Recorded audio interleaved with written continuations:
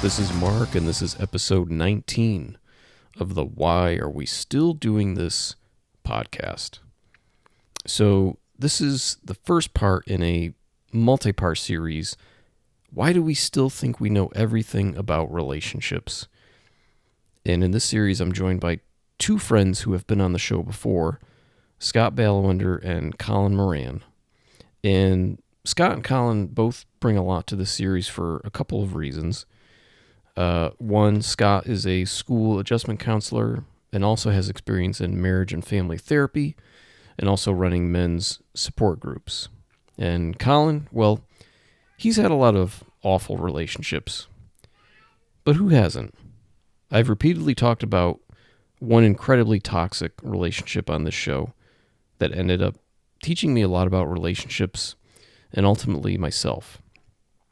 And I think we all need to have one or two really awful relationships when we're young because it makes you really appreciate who you finally end up with. And in our first episode of the series, we revisit another point from an earlier solo podcast, why we're not coming clean with our friends about how awful their partner is, breaking the cycle of living in a dysfunctional household and modeling what a good relationship should look like for your children, painting a picture of a perfect marriage on social media, when in reality you're numb and living a lie, dating as a single parent, and not wanting to be that guy bringing a new girl around every 6 weeks, strange addictions, why people enjoy watching others fail, and some of the worst Shark Tank pitches of all time. At the beginning of this episode, there's a lot of banter about strange addictions and terrible Shark Tank pitches, and we eventually get into the real meat and potatoes of this episode at around the 15-minute mark or so, just an FYI. But I thought it was really funny, so I kept all that stuff in. Anyway, thank you for listening, and thank you for continuing to listen and all the positive feedback on the show as of late. And here is Colin, Scott, and I.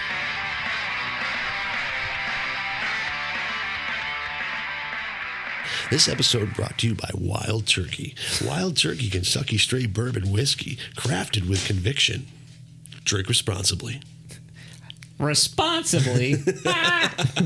That's what we would say if this was 1997. Exactly. My body can take anything.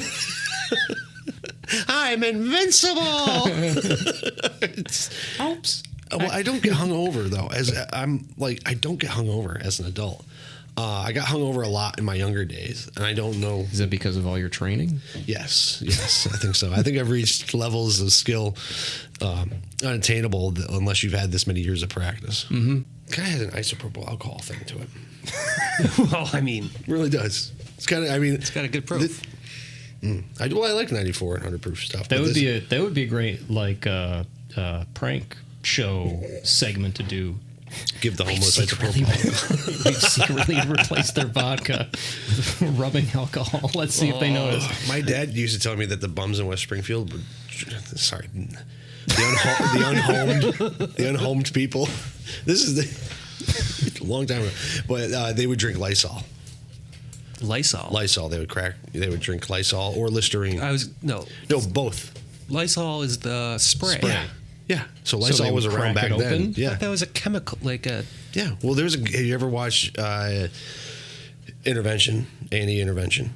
Where they focus on people with addiction. Yeah. One guy's addiction, and I felt horrible for him, was hand sanitizer. He was addicted to drinking hand sanitizer. Yep. And he got better, and then the pandemic hit.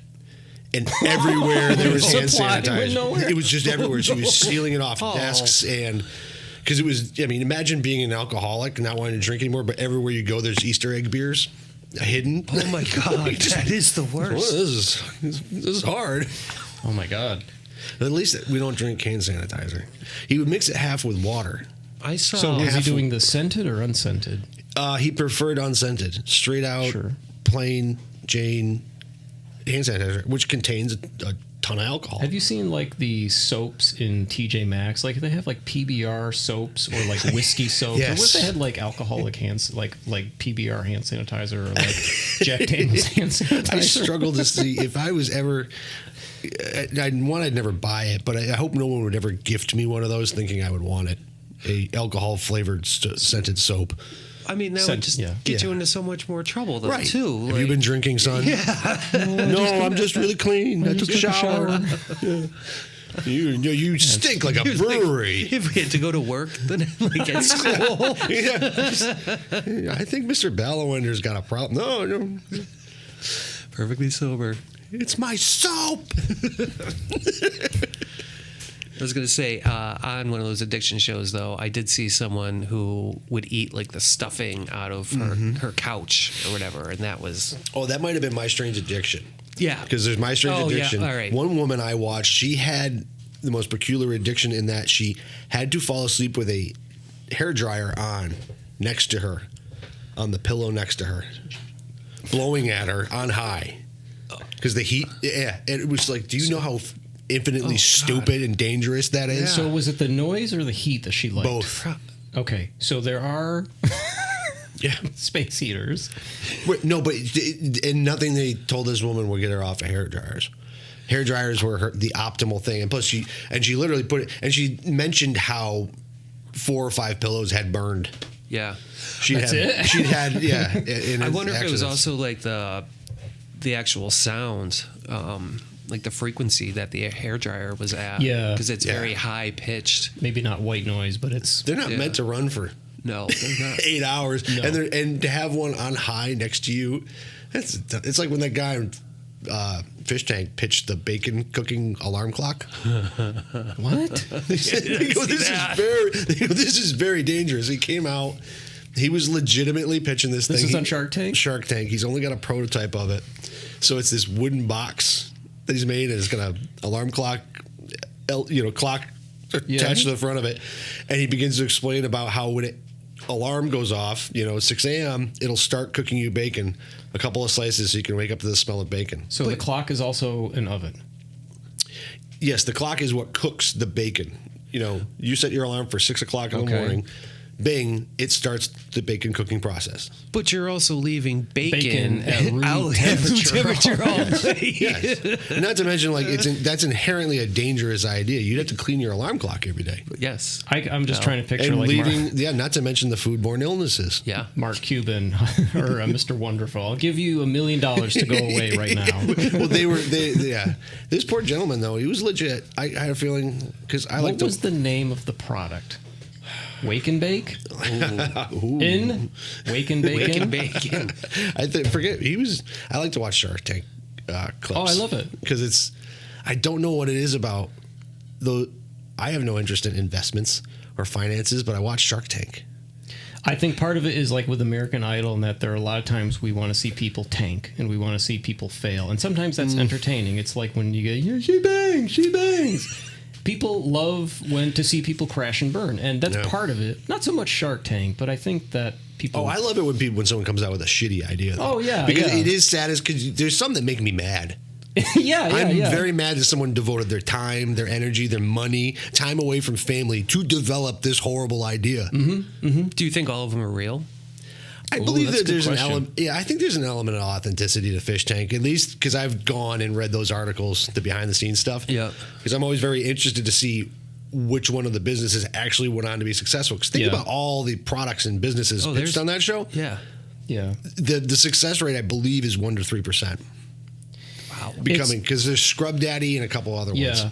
And is it 1 to 3% that where like the sharks actually invest in it, or is it after they've invested 1 to 3%? They become the multi-million-dollar companies. There's a few of those, and then there's sometimes too. They said that even though they've struck the deal on the show, the deal won't actually materialize. Yes, I've heard that off the show because of negotiations or whatever. So it's not always 100% that Yeah. I feel like a lot of those products are solutions to zero problems. It's a solution to a non-existent problem, because it's all the stuff that fills Bed Bath & Beyond or Linens and Things, which I don't even think is around anymore, to people go, oh, I could use this. No, you don't. You don't need it. You already have the skills to do X, Y, and Z without this. Salad jar guy. That's what pissed me off. Salad jar guy. Why? Salad what? Salad in a jar. Oh, I thought you said salad jar guy. I thought that was someone's name. No. Salad in a jar guy. That was one of the ideas pitched on Shark Tank. And it was the dumbest thing. And this guy's whole premise was COVID has knocked out salad bars. They're never going to come back. What are you talking about? They're never going to come back. And he produced this large mason jar that was layered with salad, like lettuce, dressing, your tomatoes and things. Huh. Yeah. And somebody, they struck a deal. Somebody saw the long-term success of salad in a jar. Someone's like, that is what we need. I guess it was a Pinterest trend. We have salad in a bag. But this comes in a jar. There's salad in plastic containers. Well, the plastic bag, maybe that's the problem. You can reuse the jar. I can use a plastic container. The carbon footprint from salad in a jar is very low. So all I'm asking for is 15% of my company for $5,000. This goes to 11. Do you recycle the jar afterwards? Like, can you send it back for more salad? I don't know. They struck a deal before they talked about that. The guy's salad in a jar. I also like the one. This is the last one I'll bring up because I can go on about Fish Tank. But there's this company Shark Tank. Fish Tank? Fish Tank should be an alternate show where they bring in like the loser of the loserest people. Or they should bring in children. They should bring in children with their stupid ideas for an invention. But they don't let up on them. They just rip right into them. My invention is... Hi, Sharks. I've invented a machine that will always tell parents what to do. We'll always have ice cream for dinner. All right, go ahead. What's your last one? Oh, his company came up with a device to secure doors, make your door safe of your home. And they had two doors, one with the device, one without the device. One of the this very muscle-bound guy, goes to flying. They're going to show how flimsy the unsecured door is. This guy goes to do flying kicks into the door. He can't bust it down. Yes, I've seen that. Yeah. And then eventually they even grab, I think they're laughing at him. Yeah. And first he tried a tool, like a sledgehammer or something like that. And then he goes, I'm going to back right up and I'm going to flying leg kick this thing. And he just drops. Because my leg is made of titanium and is stronger than the sledgehammer. Like, what? Yeah. Shows like that make me feel better about myself, I guess. That's why I watch most of what I watch. Well, why do you think people like to watch others fail? Well, because I listen to Kill Tony. I know that's not a popular thing, but because I think that it says, do you know? Okay, it's a podcast, and they pull names from a bucket, and comedians get to go up and do a minute. Yeah. What fascinates me is that part, just because they range in all sorts of levels of experience, and some of them are great, most of them are horrible, and it goes into my brain. What are they thinking? Like, who in their family and friends let them go up, or they decide this is my first time doing stand-up, and they're going to go on the show. Does that happen their first time ever doing stand-up? Some people do that because anybody can literally sign up for the show.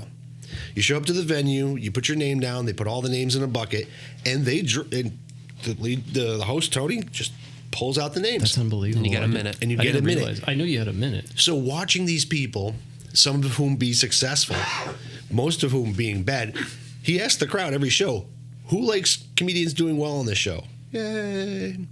Who likes seeing comedians do bad on the show? Because it's something about it. I know I can go on a stage and do what I do very well. And the fact that I see some people just not have it makes you realize that I have a thing. Yeah. So but I think we maybe we relate to that in some way. I think it's hard for even seasoned comics to do a solid minute sometimes, and even people that have done it before, it's hard, and I don't think it's fair. With that panel that they have. That's the thing. They used to add more constructive and they kind of gotten back to it.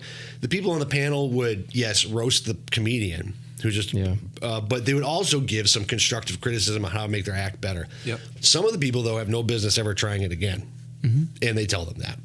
Yeah. You know, well, some people just want to get up just to say they've done it, you know. And people get up there drunk, they get up there stoned, and they think it's a good idea, and they get nervous and have too many drinks, and then they go up there, and to hear somebody go for a minute with no laughter.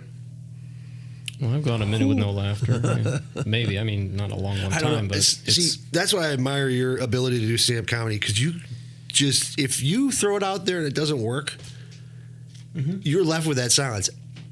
I, as a lead singer, can just go, all right, next song, and boom, a whole band comes in. Yeah. Yeah. And I've talked about that many times on the podcast, where it's like with comedy, it's so much harder because with music, you can live off those 10 to 15 hits and just keep playing them. With comedy, they always want something new. We already heard that joke. Isn't that bizarre? I've always thought that that's super bizarre. But there are some people who will ask to hear the same joke. Yeah. But as a band, you're begged to play your hit. It would be weird to go to a comedy show and be like, do that thing about the guy. I think... do it. Make it seem real. And now. I saw Bill Cosby in 2000. I saw him twice in my life. I saw him in... Okay, so that cancels out me listening to Kill Tony. Okay, well, I saw him in 2009 or 10, and he did a bit about going to the dentist, which he had done years and years ago. My God, it was a I love classic that one. bit, and he closed with it. So sometimes it's like, oh, I know this one, you know, like a kind of a feel good moment. But I mean, for music, it's more or less you're trying to get like the audience to sort of feel something, whereas the stand-up comedy is more like a laugh. And Connor is funny because I'll do something funny. He's like, do it again. And I'm like, okay, I do it again. He's like, do it again. And I was like, it's starting. I said, buddy, with comedy, it's starting. I'm starting to lose it now. Like the laughs aren't as big. Like, and by the third time, I'm just kind of half-assing it because I'm like, I don't have that momentum anymore. You know, kids are funny like that. But I like. Also on TikTok, when I see different comics go up, there are some like Nate Bargatze and where they have some really good stories, and I just love listening to it again. We're in an era of pretty good storytelling comedians. Yeah, like there's not a lot. Like Shane Gillis has a lot of punchlines, but then like a Nate Bargatze, I love his meter and flow and what he talks about. He's funny. Yeah. So. Well, but just like whenever we see you performing, there's certain jokes like we want to hear too that are just classics. You have a good sense of timing up there, and that's difficult to. Did you see me last year? Yeah. Yeah. Okay. Because there's a mutual friend that we know, and he always asked me to do this one bit about Bonanza. Yeah. And like. It was funny years ago because it was closer to when that restaurant closed, and if I do it now, people in this area don't get it, because it's like it's too far gone. But it was funny that he remembers that still. That's one of my favorite ones. I love it too. It would always kill. It would always kill in this area. So, but let's switch gears since we've been just shooting the breeze for a little bit. So Scott and I talked. I don't know. God, it was like 3 months ago, but we talked about. Sort of what it's like working in schools, and part of the conversation I wanted to revisit, and it had a lot to do with relationships, marriages, and so 2/3 of us have been successful so far in the realm of marriages at this table. Yeah. And it's something where. A mutual 1/3 has not. A mutual friend of ours, I remember after he and his wife had divorced, was like, I'd never thought in a million years I'd get divorced. And growing up, we had a lot of divorced parents between myself and a lot of our friends. And I feel like as we got older, that was sort of like something our parents did. And I never thought I never thought we'd have those adult problems in a way, And one thing that's so I would say 90% of the weddings that I've been to have ended in divorce. Yep. And about 80% of the weddings that I've been a part of have also ended in divorce. And well, the rates, I believe that the percentage has increased. It was 50 for the longest time. It was right? 50 for the longest time. I think I don't necessarily know the statistics, but I mean, I think, like you were saying, personally, the people around us, we definitely have seen a lot of the weddings that we've gone to. People have ended up being divorced, and I don't know if you could get us all in a room. I bet you we'd all have different answers. And that's it. Is that there isn't really a simple question or a simple answer to it all. Yeah. I mean, granted, there may be one or two very popular ones, but the nuance of the actual dissolution of the marriages can be, varied and vast. I totally agree, and I don't think anyone gets married thinking that they're going to get divorced someday. No.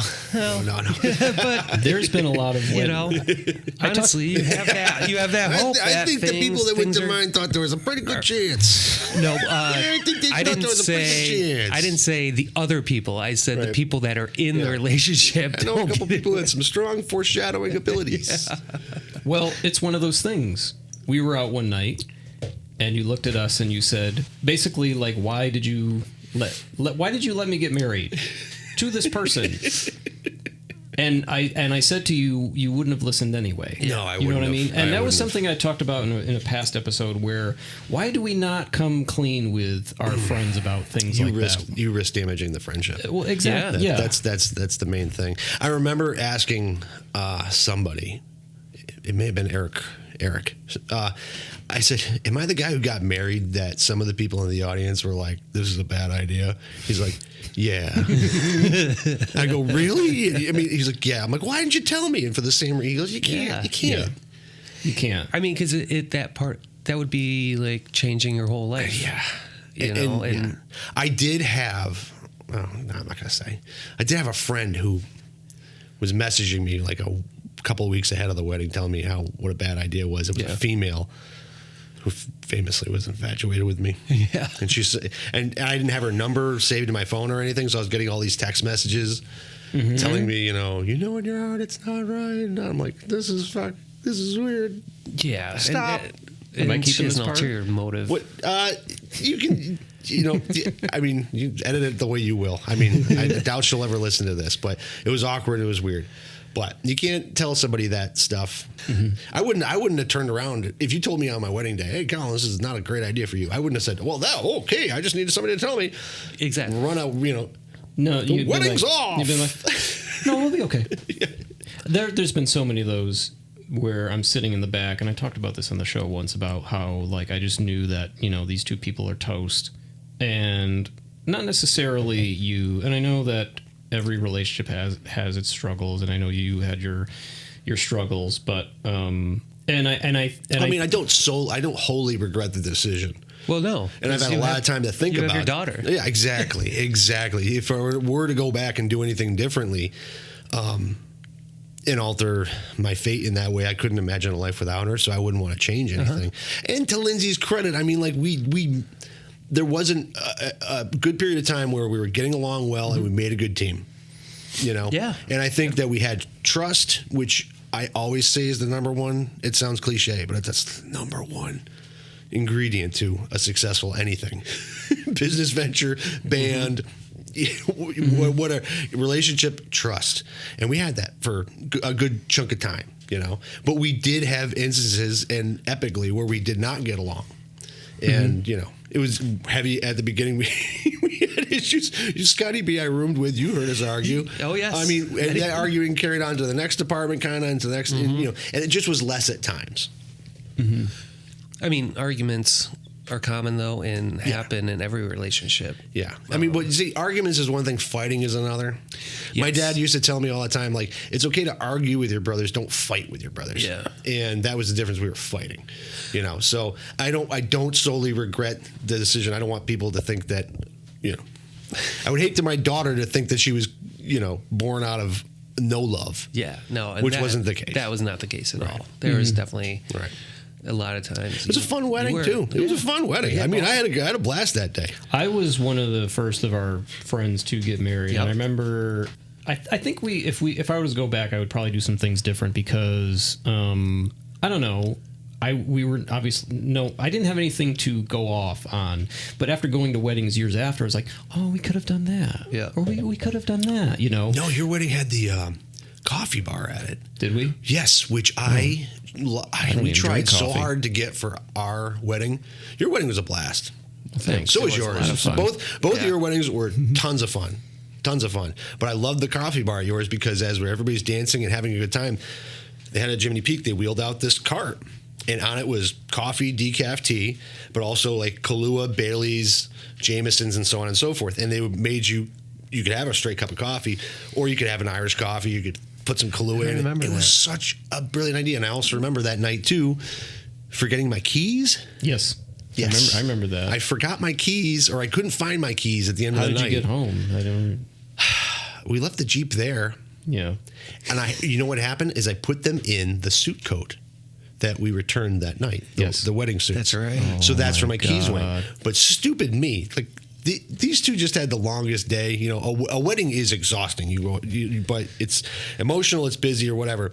So they finally get into their room and lock the door in their hotel, and boom, like 5 minutes later, boom, boom, boom, boom, boom, I can't find my keys. I don't remember that. Yes, and I walked into your room. Did I have you like wander through and try to look for them? Yeah, it was like because at that point I was really scraping hard to figure out where my keys were.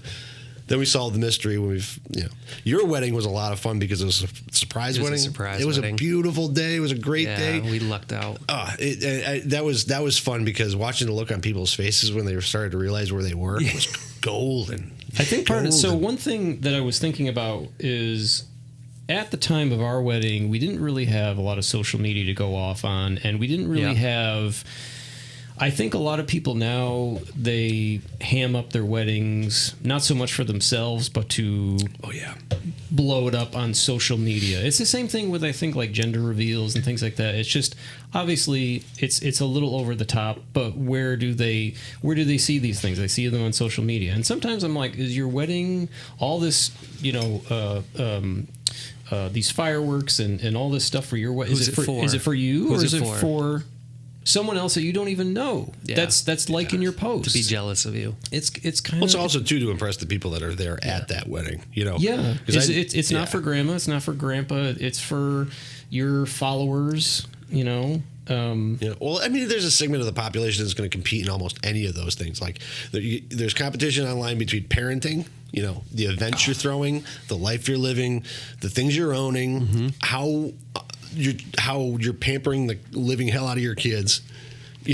Well, even with kids, I see it all the time at school. Like, oh, where'd you get those shoes? Yeah. Like, oh, those are Walmart shoes, aren't they? Or, compared to my Nikes. But everyone's got to one up everyone else. Everybody, and I think the fads and trends recycle so much quicker. Yeah. Oh, totally. Nowadays than we ever had. I mean, think about it. Starter jackets were a thing for a while when we were in school. Mm-hmm. So were the pumps. Yeah. Like our fads lasted at least. Yeah, they lasted a little bit longer. There's so much. Yeah, there's so much. And you can niche your interests so well with social media nowadays. You can just watch whatever you like, it's out there. Mm-hmm. And then you can just carve all your feed to that. I think there's I'm thinking about when I was in a relationship years ago, this awful relationship, and I tried to create this fantasy world of everything's okay. And I see much of that on social media now. And you would look at someone's social media page and you would think that everything's just peachy keen. But and I felt like I was the same way at one point where I was in an awful relationship and I was so numb to everything, and so I tried to create this almost fantasy world to make things better. And I feel like that's a sad part of a lot of social media today. I was fooling myself, into thinking that there was something there, when in reality there was absolutely nothing. It was just incredibly toxic and not good. Well, I think that's why a lot of people were surprised that anything went bad between Lindsay and I, because there just wasn't a lot, we weren't. Well, I think you were a prime example of that. Until the last couple of weeks. And I may have thrown a couple Easter eggs out. But I think that's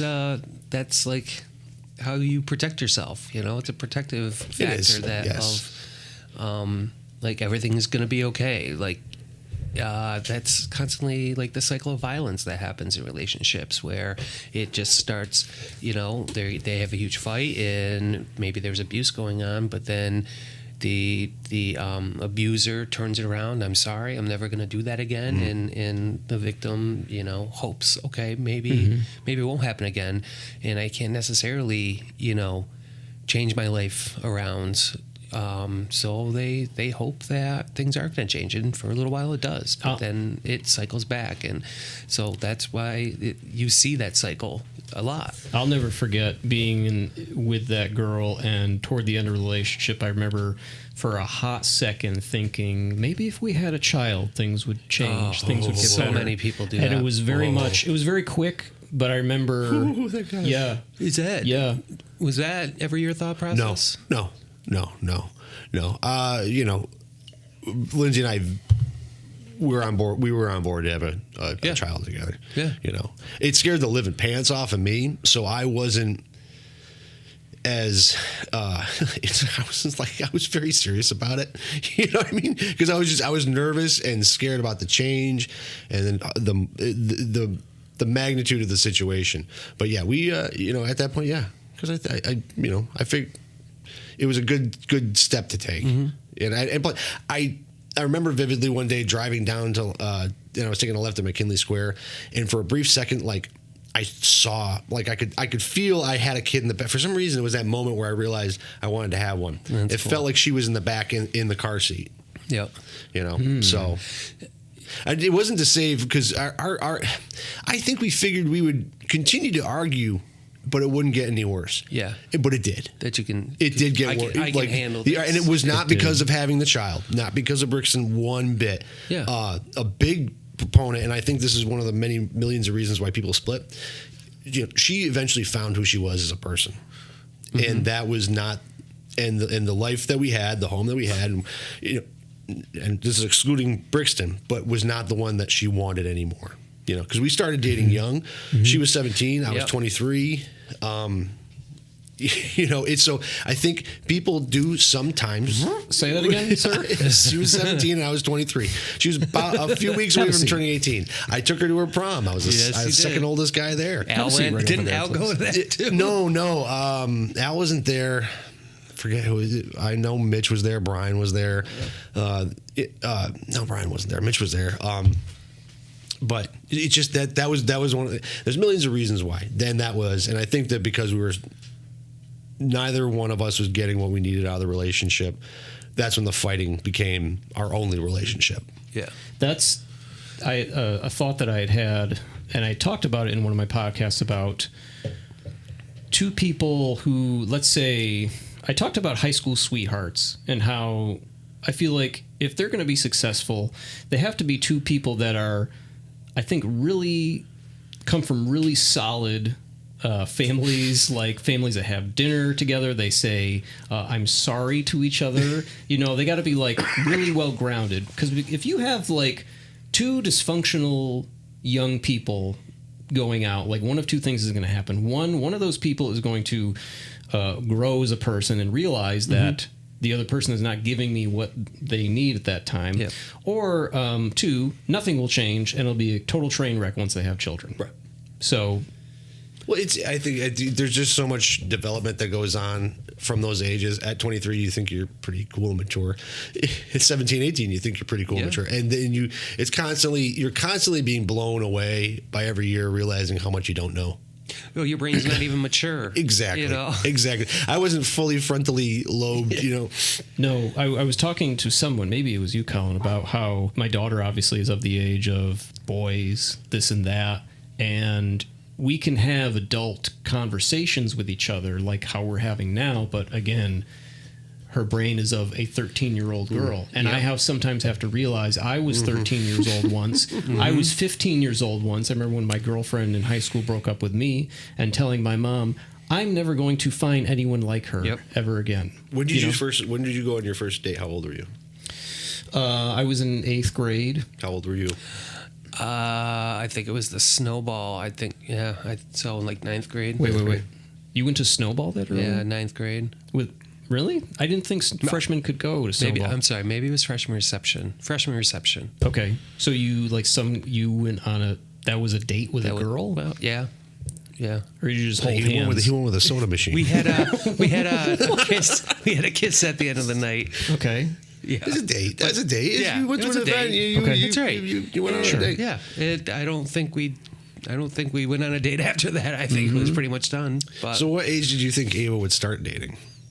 Probably around 8th grade, which is It's interesting. Every parent has that thought in their head, or you have that thought in the head before you become a parent. My kid's not dating until they're 25. It's not realistic at all. I have 4th graders dating quotations. The thing is that Kristen really brings me back down to earth on a lot of these things, because if she wasn't around and Ava was doing all this, talking to boys or whatever, I'd be like, all right, that's it. Like none of this isn't happening. But, she'll come to me and be like, you were 13 once, and really bring me back down to earth with a lot of these things. I'm like, okay, this is normal. Like, I can't be the super, I don't know, aggressive dad cleaning a shotgun when guys come over, Do you find, I've been told, this was advice given to me, I love having many friends that are women because they give me some of the best advice in the world.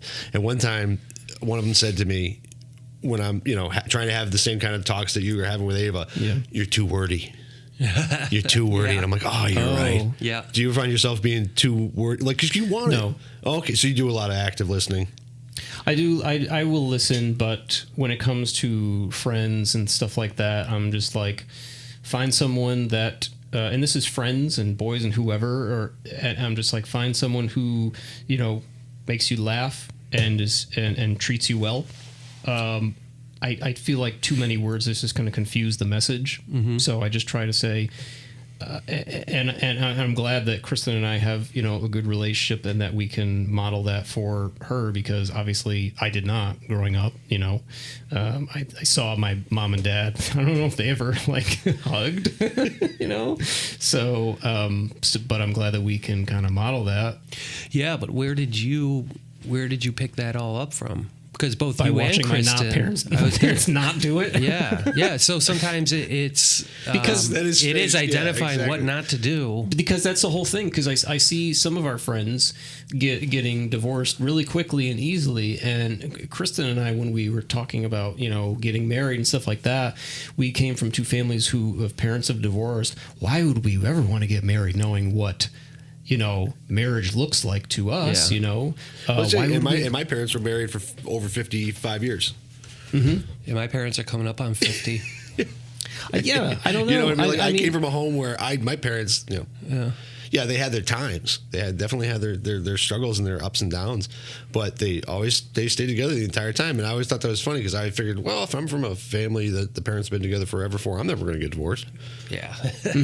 I feel like it's knowing what not to do, and realizing that there's a lot of work that goes on behind the scenes of what you see as a child, and it's just as simple as I don't know, putting things on the calendar that you're doing so that your wife or husband knows what's going on in your life. I remember Kristen was like, this was years ago, she was like, oh, you have a show this Friday? I was like, yeah. Didn't I tell you? She was like, I don't think so. I am very guilty of that. She's like, and this was when we were playing more. She's like, can you put them on the calendar, please? And I was like, yeah, I probably should, because it's not fair to her to not know what I'm doing. Like if she planned something and I hadn't put it on the calendar, Well, what was your impetus for turning things around? What was your goal, in terms of how you were raised and versus how you parent now? Just breaking the cycle. So, I mean, that's what you said to yourself. It's like a conscious. Yeah, it was a conscious. No, I mean, a conscious decision that A versus B, I'm going to pick B. Yeah, and sometimes it's exhausting, because there are a lot of times when I go to say something to my kids, right before I'm about to say it, I would hear what maybe my parents would have said, and I'm not saying my parents did a bad job by any means. It's Correct. just Right. They were not compatible, and that's it. You know, my mom remarried and married a wonderful, guy, and my dad has been with someone now for many years, and so.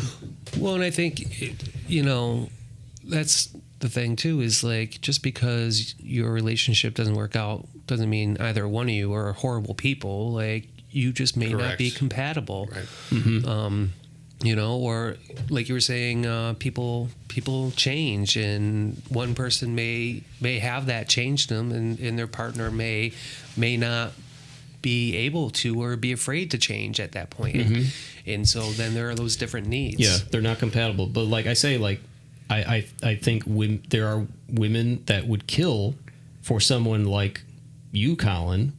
They just, Oh, there have been. I just didn't want to take that. no, just like, I don't know, you like cats, Rats, raccoons. Yeah.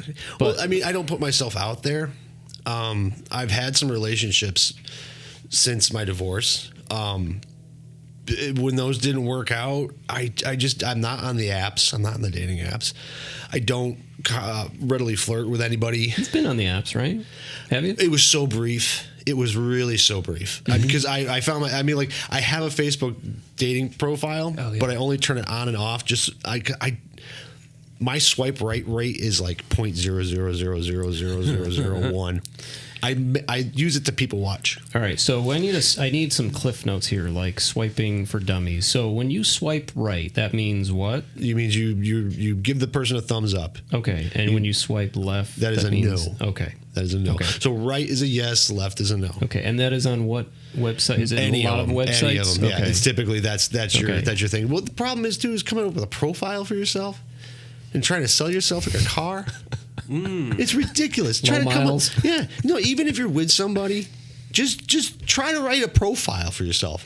How would you write your profile? It's ridiculous. And then you ask friends to help maybe. And now they have AI can make it for you. Oh my God. So you everything is so falsified about it. Not only the pictures with the filters, the so on and so forth, but I mean, I'm sorry, my connection to a person has to be organic in nature. It has to blossom out of a personal meeting. That would actually be... And not set up by the dating app. It would be funny if our wives and us made our own, this is what we would put on our profile for a dating app. That's and then shared it with them to see what they say. Write the other person's. Oh yeah, you should write your wife's profile. Oh, there you go. There's the new Mark game. loves farting under the covers. Right.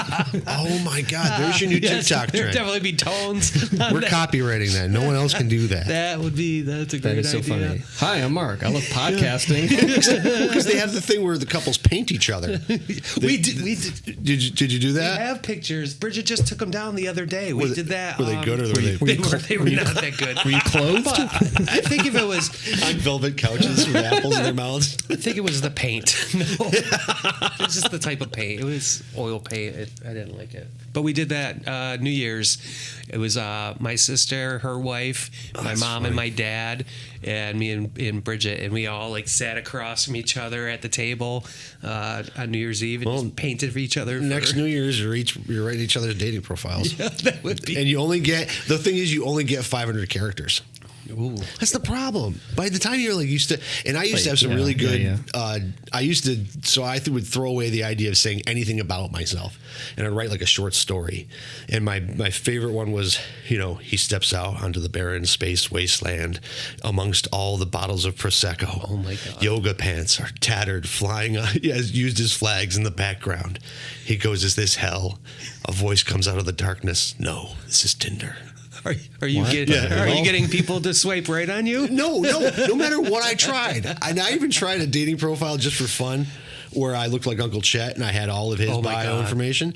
I had one where put on the photo in exciting like fonts, like does not play video games, is emotionally intelligent. You literally made a profile with that character. Yes, you did. So you literally wore a fake beard in a dating profile, and no one did anyone say, "Hey, is that beard fake?" Because it was so clear as day it was. I never matched with anybody on a dating app. I never messaged anybody on a dating app and that's where. So I mean, maybe it's me, or maybe it's the fact that I didn't spend a lot of time on them, but I had zero success on them. Yeah. So, because all the women that I've had a significant relationship in my life, I've met, by happenstance,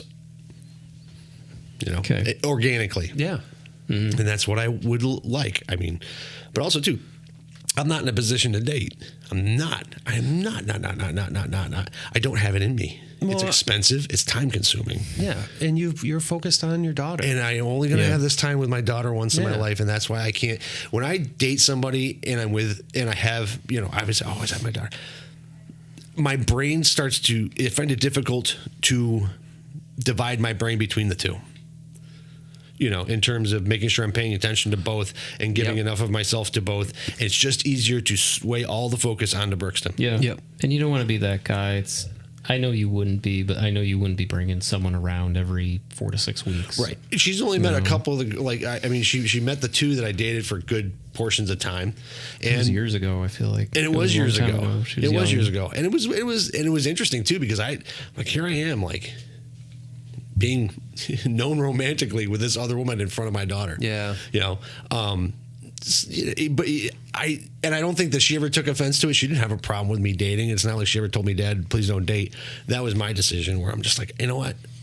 Yeah, she's 12. She'll be 18 someday, go off to college, and maybe then. But don't, you do get lonely, even if you make the conscious decision to say no. But to me, that's not enough of a... Well, and so that actually brings up another issue, is that sometimes people, they need to be with someone else. And so it's too scary to be alone. And that's why some people do stay in those relationships until it gets so bad that they have to get out, or they just live miserably. Well, Lindsay and I were together for 14 years. Yeah. We were doing that kind of, for a while, where it was, I don't know, the fear of the change. It wasn't necessarily the fear of aloneness, but it was the fear of the change and how it would affect Brixton and how it would affect the rest of our lives. Yep.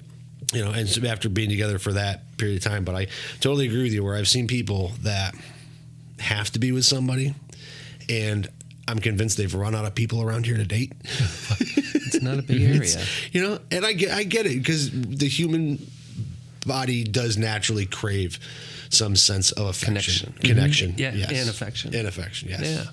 Yeah. It's only natural. But you wish you were able to have a main line of common sense into their brain, so you could see how they were either staying in an abusive relationship. But also, too, I'm not saying that it's an easy thing to leave an abuse. It's not. I'm not saying it requires common sense. I get that. But it would be nice to be able to tell people otherwise. Yeah. Thank you. Bartender. One too. I had talked about a little bit about. Oh, go ahead, I Scott. actually wanted to get back to. I can see you got your notes now. No, I don't. That's actually for if I don't want to forget something, if it pops up for me, and something did pop up for me. Your original question is how come so many people are getting divorced? And I think we need to reframe that question: is how do people stay together? Because that is a much tougher thing. You had just mentioned a simple thing as putting things on the calendar, which I have my phone calendar, but Bridget always puts stuff on that calendar up there. Paper calendar, yeah. And I constantly, forget to tell her about something, and that causes an argument because, obviously she wants to know what's going on with me just as much as I want to know what's going on with her. So I think a lot of it is communication. A lot of it is thinking about the other person and being thoughtful. I heard a great quote. It was something like, a marriage should be 60-40 with each person putting in 60%. Yeah. It is a great quote. Yeah. You're always going to want to try to go out of your way to do something for them if they're tired. And I just hate this It's a lot of work. It is a lot of work. And I just hate this notion that, there should be one person that is doing the dishes or doing the laundry, because it's just such an antiquated viewpoint. Even in a household where you have one person that works and the other one, I don't know, stays home and is a homemaker, another antiquated term, which I don't think is worthy at this point in our lives. But I think, again, that's a negotiation that you have with your partner. It's consciousness. It's consciousness of the other's existence. I wash the dishes, Bridget dries them and puts them away. And it's just actually, and now I'm like, I don't want to dry the dishes. I want to wash the dishes.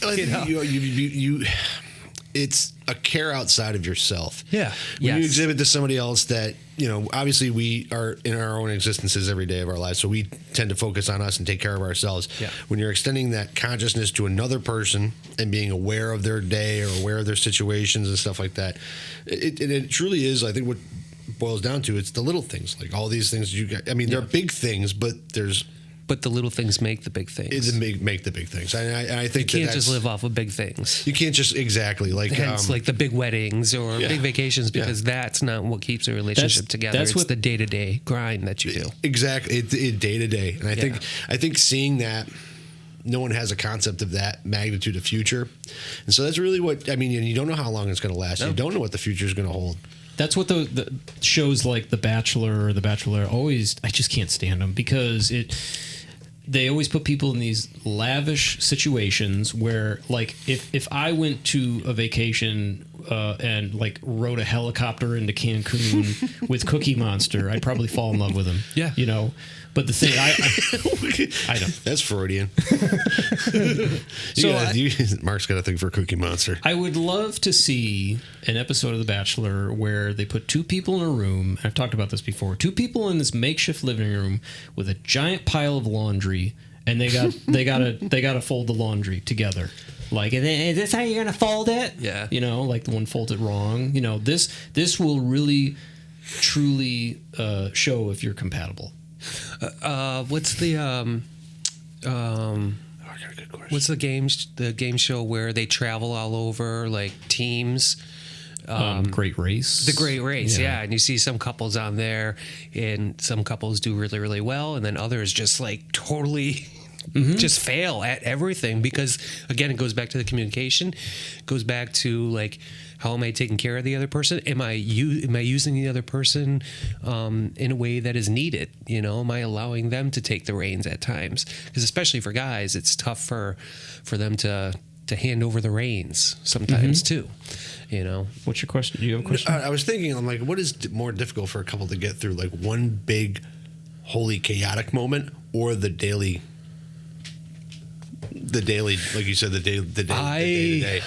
I would because I think the day to day is probably worse. I think that's it takes a lot. Yeah, it takes and it's because that chaos, you're running on adrenaline, you're running on like automatic response reactions and everything, and your brain protects you at times, so because the drudgery of anything, and I'm not saying that relationships are drudgery, but that can just be as exhausting and.